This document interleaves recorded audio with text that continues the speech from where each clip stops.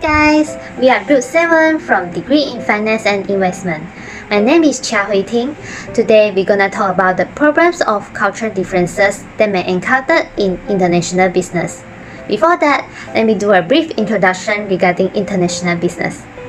International business is a business that involves two or more countries to trade in exporting, importing, investment and financing, both in private and government.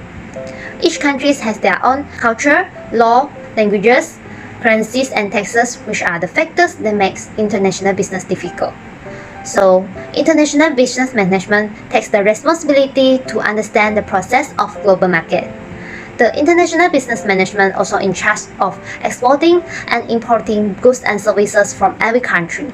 It also analyzes the business information and laws to coordinate the process of exchanging the goods and services.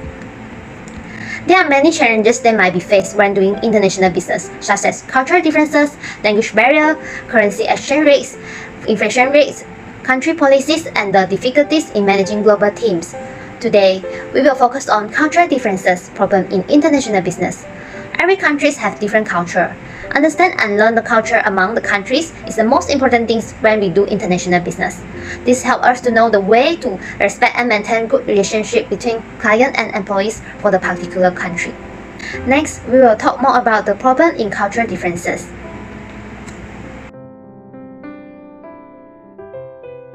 My name is Cha Jingwen. International business bring more opportunity to the company but also the problems. In international business, communication is crucial. When we talk about the communication, language will first come out in our mind. Usually, English is a factor language of business. Although it is common to hear that English is the business language, but it's never a good idea to assume that all worldwide business partners speak English. Not only the language, how they speak also differs. When expressing idea among colleagues in nations such as United States or Germany, for example, this is usual for people to talk loudly and assertively. When making advice to colleagues, however, people in nations like Japan tend to speak softly and with a more passive tone. The second is behavioral variation between personnel from different cultures. Every culture has its own set of rules for what constitutes acceptable behavior. Looking someone in their eyes when they are talking to you is considered rude in some culture, while not doing so is considered disrespectful in others. Another example is kissing people you meet on the chat and shaking hands firmly. The third is workplace etiquette. When engaging with colleagues and clients from different cultures, the formality of address is another important factor to consider. In Asian countries like China and Singapore, formal Mr. or Miss surname is commonly used, but Americans and Canadians prefer to use the first name. Punctuality is also one of workplace etiquette. We are expected to be on time when dealing with business partner, client, or colleague from the United States, South Korea, and Japan. We are even expected to arrive 10 minutes earlier of appointment time in Germany. Different interpretation of what it means to be on time can lead to miscommunication and poor cultural judgment. We are Group 7, I'm Ti Wei Xin. To overcome cultural difference, we need to be open-minded. We must know wholly about our co-workers who come from other countries, such as their experience, how they develop their business and interact with each other.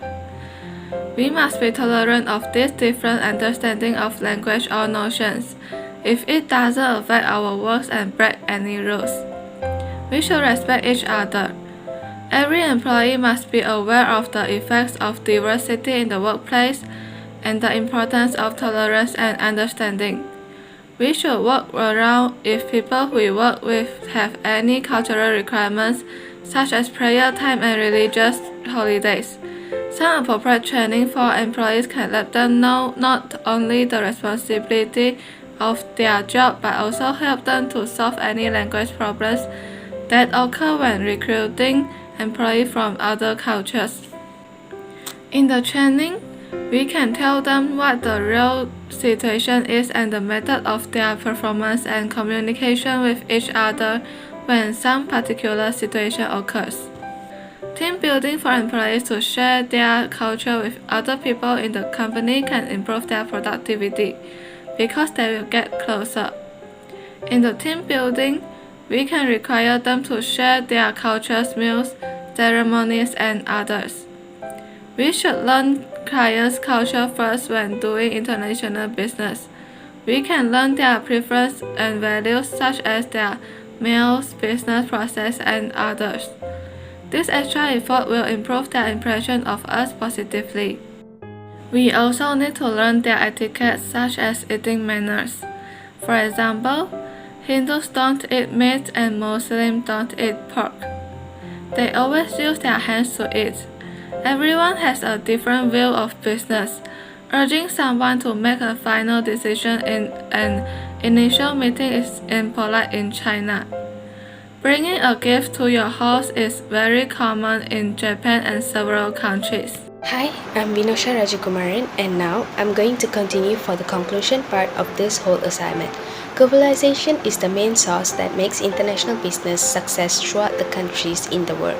There are 5 challenges that need to be considered in this international business, which are the language barriers, managing global teams, currency exchange and inflation rates, the differences between the relationship of foreign politics and policies, and culture differences. The main problem that I'm going to talk about is culture differences. This is because it affects international business negotiation. People who come from different countries have their own culture and their own ways in expressing their thoughts and ideas. This has been difficult for them to adapt to other countries' culture in doing international business. As I said, having different culture can also give negative impression to some countries that doesn't follow up to that culture. Next, formality of addressing someone is also important. We need to know how to address someone in a particular country.